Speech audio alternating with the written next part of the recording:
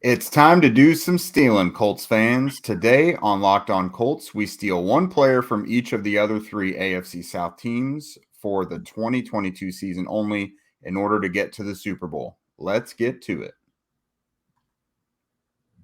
You are Locked On Colts, your daily Indianapolis Colts podcast. Part of the Locked On Podcast Network, your team every day.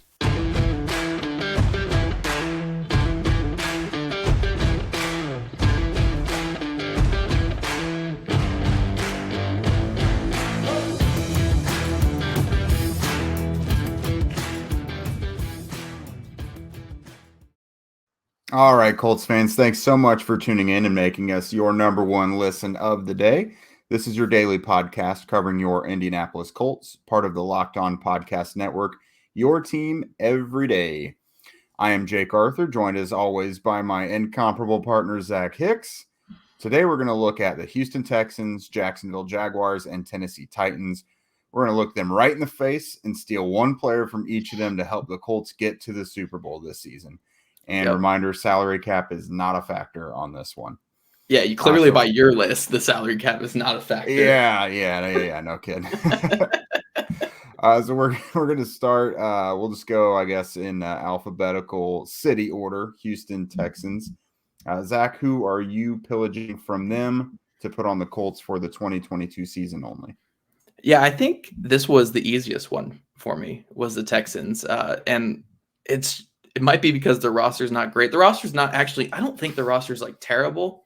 It's just really young, So right. Outside of the guy I looked at maybe a Derek Stingley. A Derek Stingley would be interesting. And I was really high on his film. And I think he has the potential to be a star corner in the NFL. But I didn't want to go with him for the 2022 season. I'm just not 100% sold yet before seeing him in the NFL. So I had to go with one of the more consistent players in all of football, and Brandin Cooks. I think this was a really easy decision for me at the end of the day because Brandin Cooks, 6 of the last 7 years, despite being traded 3 times, has had over 1,000 yards receiving. It's just, he's done it constantly. And I mean, last year they had Davis Mills at quarterback. They had, I think, Tyrod Taylor for a bit, and he still hit 1,000 yards. And he was the only option in that offense. It was really just him, along with Nico Collins was kind of involved down the stretch. But Brandin Cooks is the epitome of consistency, and then adding him to this Colts offense alongside Michael Pittman Jr., that would be pretty good. I mean, I would not hate it whatsoever. So if I had to steal anybody from the Texans for just the 2022 season, I think Brandin Cooks is kind of the easy answer for me. Yeah, I think that's definitely a good answer. It's one to circle. You and I were we were both deciding between him. He's still got some wheels. He's a wily veteran by now, but he's still got some wheels. He's productive everywhere he goes. He's kind of famous for being underappreciated in the fantasy football community. He always gets drafted way too low, but outperforms it. So he's almost famous for being infamously underrated. But no, that's a really good one. I like that you made that pick. Mine is Laremy Tunsil, left tackle. The Colts have some options at left tackle right now. Matt Pryor leading the charge, but that's kind of an unproven thing. We haven't seen that for an extended season, so that's still a prove-it situation. With Laremy Tunsil, he's a 2-time Pro Bowler. He does have injury issues. He's never played a full season, although he's had 14, 15-game seasons, and he's missed 20 total in his 6 years, and that includes 12 last year when he had thumb surgery, so that was kind of an IR thing. It wasn't a nagging issue, but he's, that's not expected to be an issue moving forward. But still, he's an above-average left tackle. Not the world's strongest run blocker. Luckily for the Colts, they've got that taken care of elsewhere. But he's a really good pass protector. And if the Colts hope for Matt Ryan to really flourish and be able to do his thing in the passing game, that's what they're going to need. Is just a consistent, reliable blindside protector for him. And, that fills one of the bigger question marks on the Colts offense for me, Laremy Tunsil. If they can't get Brandin Cooks, I think Tunsil is a nice addition there. Yeah, no, I don't disagree. But honestly, I want to fight with you today. So let's go into it here. Let me take the side of the analytics. I insulted your guy, Matt Pryor. Let's take the side of the analytics guys here on Twitter, the Nate Kents, on Twitter and stuff like that, where the O linemen don't matter and such. At the end of the day, I want an upgrade at left tackle. I mean, I watched Eric Fisher, every snap Eric Fisher played last season. But I want to ask you, while we're doing this challenge here and while we have, this kind of, at the end of the day, this is kind of a filler episode. You guys know that listening. We are just having fun with we're having fun with some things before training camp starts. Do you see a bigger need at left tackle? Like say you could guarantee not even guys at Brandin Cooks or Laremy Tunsil's, pedigree. Say you can guarantee around league average at left tackle this year for the Colts or wide receiver 2. Which one do you go with? Man, honestly, I think I would say left tackle because it can be a big issue if your left tackle is not playing at least at an average level. It's not like Matt Ryan's a spring chicken and is a guy that can escape the pocket super easily all the time. Luckily for the Colts, and a big reason I say this for the Colts is because luckily they have Jonathan Taylor, Nyheim Hines they can rely on in the passing game. They have some interesting things at tight end. We know Mo Alley-Cox can be decent. They'll be fine with him. Kylan Granson should take the next step, hopefully. So if wide receiver 2 isn't performing all that great, they have other areas they can make up for it in the passing game. Yeah. No, I agree. I think my only pushback would be, I think I trust Frank Reich to hide a left tackle or just a weaker offensive tackle. Because the offense for the most part for almost all of last season was still a top 10 offense in almost every statistic, despite having one of the worst pass protectors in the entire league at left tackle. I feel like they can hide that a little better than hiding receivers who can't get open. And I'm not saying that's going to be Paris Campbell. That's going to be Alec Pierce. I'm not trying to say this bad things about those guys at all. I'm just saying if they, for whatever reason, if Paris Campbell can't stay healthy again, if Alec Pierce just shows that he's a rookie, things might get hard for that passing game. And we've seen it last year, like in the Patriots game, for instance, when J.C. Jackson was following around Michael Pittman Jr. and he was, outside of the one missed deep shot to Michael Pittman Jr., J.C. Jackson was all over Pittman that entire game. Like it was a tough game for him. Then that's when we saw that passing offense die. Now I'm with you. I think Matt Ryan can operate still at a higher level than that. But for me, adding another really quality receiver or having in real life, having Alec Pierce or Paris Campbell actually play and produce, I think that's so much more important than Matt Pryor or Bernard Ryman being even like average level starters. Like I feel like Frank Reich can hide that better. We've seen it with Braden Smith in 2018. They kind of hit him a little bit. And we saw it a little bit last year. Frank Reich could not work his magic 100% last year with it, but we've seen it a little bit in the past. So I don't think there's really a wrong answer here at all. Maybe it's just my partly analytics brain going, keep adding weapons to the passing game. But I think it's a really interesting debate that kind of comes from this stealing game is, wide receiver or left tackle. You went with the above average left tackle. I went with the above average receiver on this one. Now, see, the plot twist here is because our guy, Kylan Granson, is going to transform into Travis Kelce this year. Yes. You didn't see that coming. You don't need that wide receiver 2 if you've got the ultra tight end 1. Right. We had to do it to them, right? Yeah. You said that as crisply as possible. That was good. I was ready. I was preparing for it today. Oh, yeah. All right. So if you're looking at either side here, the Colts have a new high-end left tackle or above average left tackle and an above average wide receiver 2 to complement Michael Pittman Jr. Both in the pretty comments, solid guys, additions. in the comments, tell me I'm right on this one in particular. But in the comments, or tell Zach he sucks like that one guy on YouTube. I don't know what it is. I just can't like the Zach guy. My therapist has heard the same thing for years. So. Oh boy, self-deprecating humor is what you guys come here for. Is that right? Yeah, but we're having fun today. Let's get into some bets though, Jake. Do you have some bets for us here? Absolutely, I do. So betonline.net is obviously the fastest and easiest way to check in on all your betting needs. Find all your favorite sports events at the #1 online source for odds, lines, and games. Find reviews and news of every league, including Major League Baseball, NFL, NBA, NHL, combat sports, esports, and even golf. Even golf seems like the stretch at the end of those, considering there's combat sports and esports, but I digress. But Bet Online, on yesterday's show, we talked all about Bet Online's over-unders for Matt Ryan and Jonathan Taylor, Michael Pittman Jr. If you didn't catch that, go do it now. But yeah, we'll tell you right there what Bet Online's over-unders are for those guys' statistics. Yeah, make sure that you go to Bet Online because it continues to be the top online resource for all your sports wagering information, from live in-game betting, scores, and podcasts. They have you covered. Head to Bet Online today or use your mobile device to learn more about the action happening. Bet Online, where the game starts. Which NFL stars move the betting line the most? This week, Locked On gives you the 50 most valuable players in the NFL from the odds makers at who? Bet Online. The Colts have Matt Ryan and Jonathan Taylor involved in this. Where do they rank? You're going to have to check in and find out. But Zach and I gave our takes on both of them. Are they too high, too low? What do we think? Again, this week on Locked On NFL, wherever you get your podcasts, and on YouTube.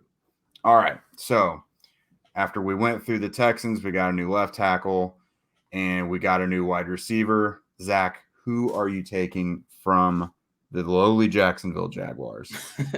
I'm actually surprisingly higher on the Jaguars this year than I think most people. I believe in Doug Peterson. That's well, now that they got a new coaching staff and it's not such a fire going on there, anything is better than what was going on. Yep. So I did look again at receiver because, again, I guess my analytics brain is just flying off right now. Like, I like Marvin Jones. I like Laviska Shenault. I think they're good players. I think tight end had a lot of good options. Evan Ingram, Dan Arnold, I'm particularly high on. But I had to go back to the defense, because I took receiver with the first one. I had to go defense. And I'm taking Josh Allen. I wish this was the quarterback, Josh Allen, but I'm taking the pass rusher, Josh Allen, who's a good player in his own right. Last year he had 8 sacks, 9 quarterback hits, 33 hurries, and then he had 35 stops too overall. I mean, I just think he's a really, really solid player. He might never be, a top 10, top 15 pass rusher in the NFL. He might always just be an 8 to 10 sack guy or 8 to 12 sack guy, but that's fine. Like that's a really solid player in this league. And he's a really good two-way player too. If Kwity Paye gets to this level that Josh Allen's currently at, I feel very, very good about Kwity Paye. So this is just adding more to that pass rush unit, and I think Josh Allen is a really solid player. Yeah, that absolutely cannot be a wrong answer because Josh Allen that's a ferocious dude.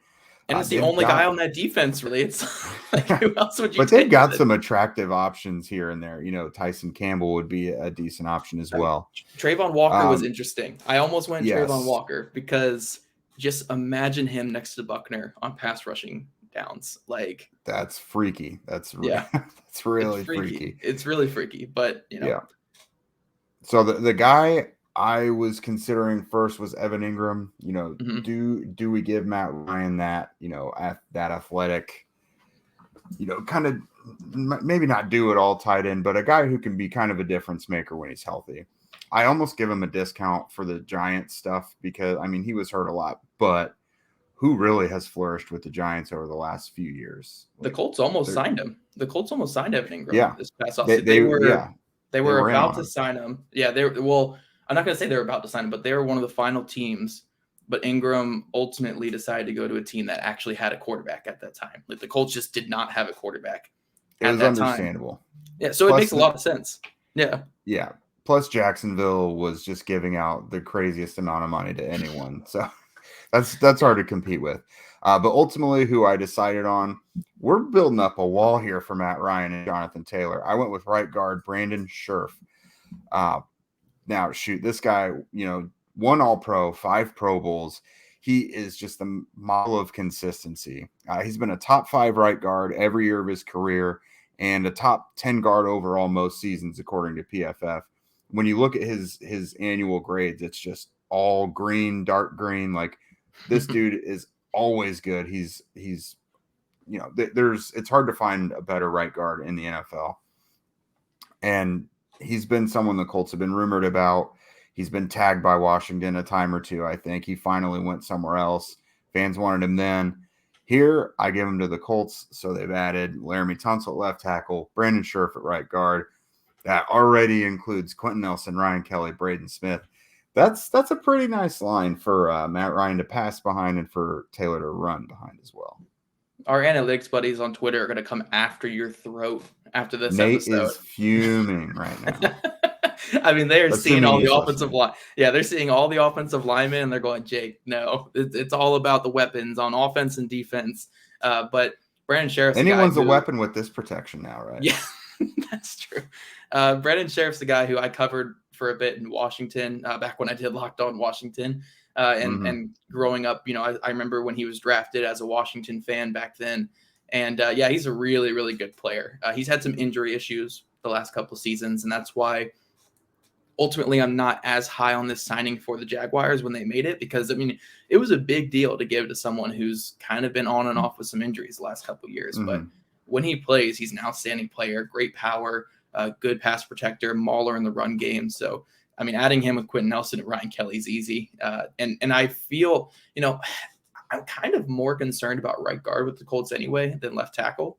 Yeah. So, and I'm high on Danny Pinter. I think Danny Pinter is going to be a fine player, but I'm a little more concerned there than I am at left tackle. So adding a guy like Sherf makes a ton of sense in this scenario. I still value the pass rusher a little bit more, just because last year might have mentally scarred me from seeing the Colts not get to anybody in the pass rushing game. Yeah, that's not fun at all. So I don't blame you for your pick whatsoever. You could even throw Tyson Campbell in there, but he's maybe not quite far along yet. Because guys, remember, this is just for 2022. Yeah, so with my approach, I don't think I went into this planning to add 2 offensive linemen, but just looking at all the rosters, I was like, I like how this shakes out a little bit. Why not? Yeah, I mean, when you have 2 teams in your division that are going to be fighting for probably another top 10 pick. I mean, again, I think the Jaguars might surprise some people and have a decent year, but on paper, they're probably both bottom 10 teams. There's not going to be that much talent on there outside of, Derek Stingley, who just went 3rd overall, and Trayvon Walker, who just went 1st overall. I think these 2 teams could win more games this year than last year. But ultimately, just looking through the rosters today to do this, they're kind of weaker rosters. They need big jumps from their sophomore quarterbacks to be competing for a playoff spot or competing for a winning season this year. And I'll also answer the buts that we're going to certainly get on this, and that's for Trevor Lawrence. So first, remember, this isn't a career for the rest of their career thing. It's just for 2022. And yes, for 2022, I would rather have Matt Ryan than Trevor Lawrence. Yeah. How the Colts approach this offseason, they're clearly trying to make a run at the Super Bowl or deep playoff run. They're not just trying to get better for this year. Like, they're going for the gold. And I think most of the moves they've made are indicative of that. And much more what you're getting in Matt Ryan than you do Trevor Lawrence. And I think everyone would take Trevor Lawrence for the rest of his career. But from what you saw last year, all you saw were glimpses. You didn't see like the Andrew Luck prospect that a lot of people thought they were going to see. Yeah. So if you guaranteed me Trevor Lawrence playing against the Colts in Jacksonville for a whole season, I'd probably take him over Matt Ryan. But that's probably it. That's probably the only Trevor Lawrence I would take over Matt Ryan. And that's the last Trevor Lawrence we've seen, of course, is him carving up the Colts. So, of course, that looks like a no-brainer. But I think both Zach and I are more comfortable with Matt Ryan just for this year. All right. Last are the little brothers that finally figured out how to beat us in basketball, and that is the Tennessee Titans. Zach, who are you stealing from them to ruin their day? This was tough because, I mean, I know people want to bash on the Titans and say that the Colts are definitely the favorites in this division going into next year. And I know we always got to talk our smack with Titans fans, but their roster is really, really good. It has a lot of all pros and Pro Bowl type guys, at left tackle, Taylor Lewan. They have Kevin Byard at safety. Christian Fulton, I think, is an underrated selection. He was kind of their Rock Ya-Sin last year on that defense. Very, very productive corner. And then, partly it crossed my mind for like a second. I was like, could I just grab Derrick Henry and we just have like the most fun running game ever? Like, we'll just best 1-2 punch. How does that work? And then just Robert Woods formation all game. Yes. But then Robert Woods was also another interesting one because a very, very productive, good receiver. It would be awesome to have Brandin Cooks and Robert Woods with Michael Pittman Jr. But the guy I had to go with is arguably, a top 2 defensive tackle in football. I would say more like top 5. But Jeffrey Simmons, I mean, he is just awesome. Just a great football player. Last year, I have the numbers right here. Including playoffs, because he had 3 sacks in the playoff game, so his numbers did jump up a little bit because of it. But he had 14 sacks last year, 5 quarterback hits, 47 hurries, and 34 stops. Now, his 14 sacks were second in the entire NFL behind Aaron Donald among defensive tackles. His 47 hurries were 4th among defensive tackles, and his 34 stops were 6th among defensive tackles. So he's firmly in that top 5 for defensive tackles league-wide. I think the guys that you could argue are, Cam Hayward, DeForest Buckner, Jonathan Allen, and then obviously Aaron Donald is the top guy.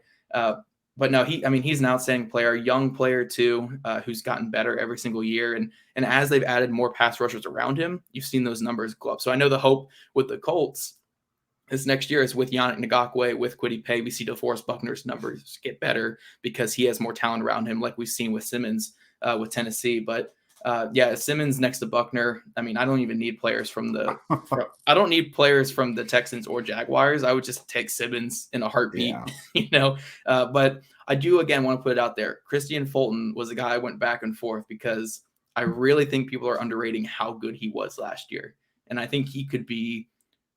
If he wasn't last season, I think he could be like a breakout star in the NFL this next year.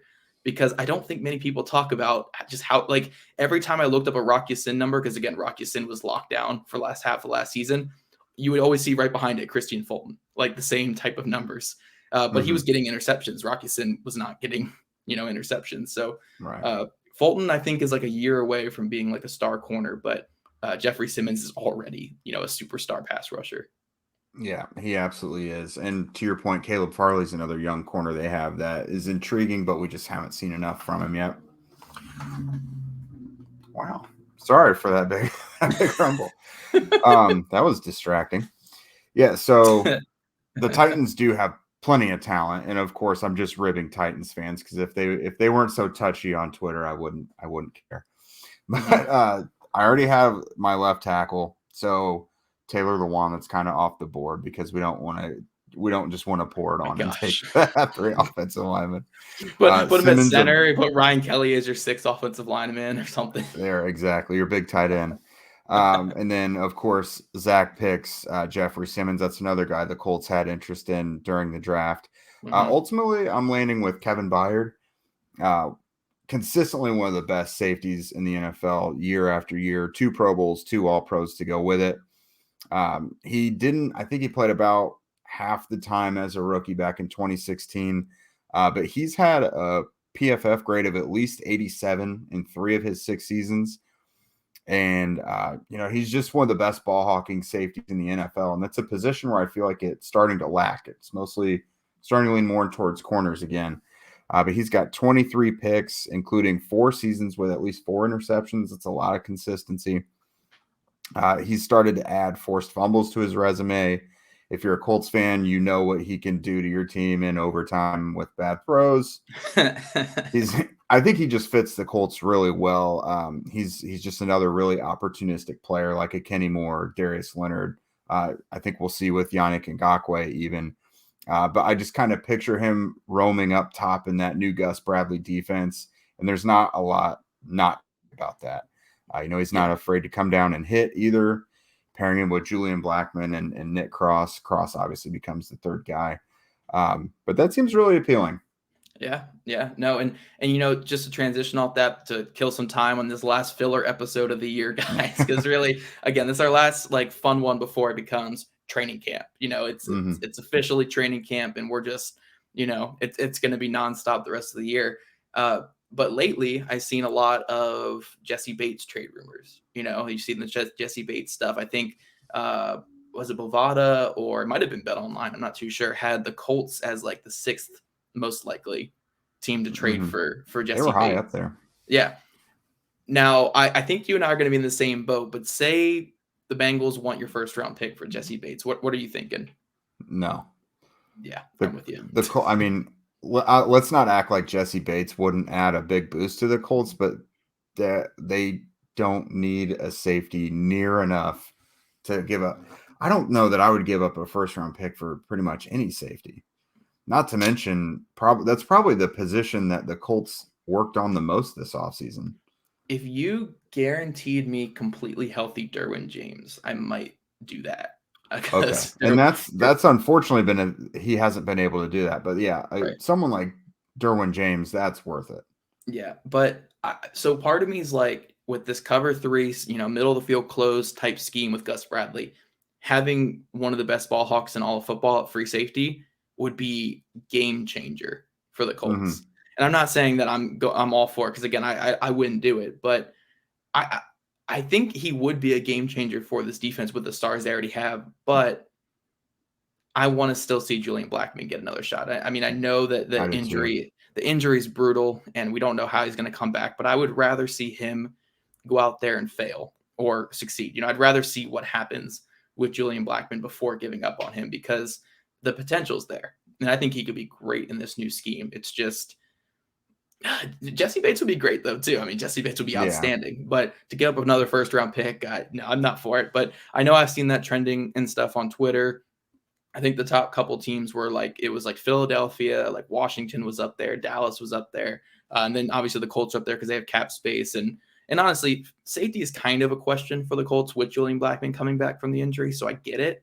But again, I'd rather see Julian Blackmon get his, I'm not going to say it's his final shot, but like another shot after this injury to see what he can do.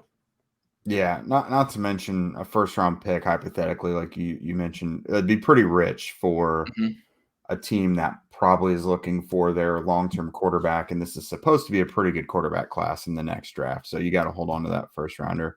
But you know who else I was thinking might fit well as that third safety would be Malik Hooker. If you're looking at someone who could be opportunistic, but of course he's not Jessie Bates level, but right. Yeah. So Colts fans, we just stole some players from other AFC South teams. I went with Brandin Cooks, Jeffrey Simmons, and Josh Allen. Jake went all offensive line. Who wins? Who wins, guys? Let's go on Twitter. I'm going to put a poll up once this audio drops, and obviously, you guys can talk about it in the YouTube comments when that drops later. But we're going to put a poll up on Twitter once the audio drops to see who was victorious and if you agree with their picks. I won the last couple polls we did, so I'm riding a hot streak right now. So I hope you guys come back out and vote for me again. It'd be great. Nah, man, you got to believe. You guys got to go with me. I'm a dreamer. You just have to ride on this bandwagon. You have to appeal to the football purist guys back in the day. Offensive line wins everything. I have to appeal to the analytics nerds because I took pass rush and passing on offense. So I think I have the easier route. I have the easier route here. The nerds are on Twitter more. So I think you're pandering and it's not fair.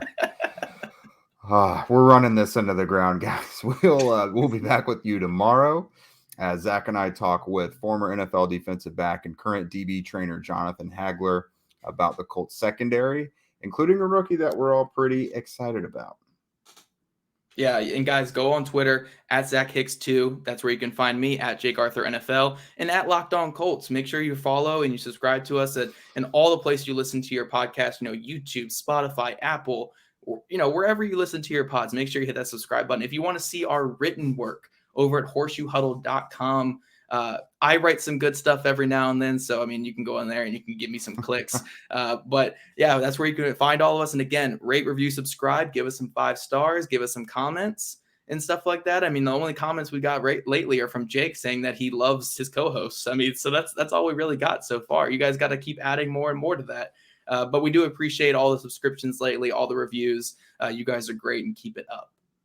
Yeah, absolutely. Thank you, guys. And thanks again for making Locked On Colts your first listen today. Now make your second listen the Locked On NFL podcast. Our national NFL experts and insiders keep fans dialed in with the biggest stories and latest news from around the league because an off season doesn't equal a break in the action. We'll see you tomorrow.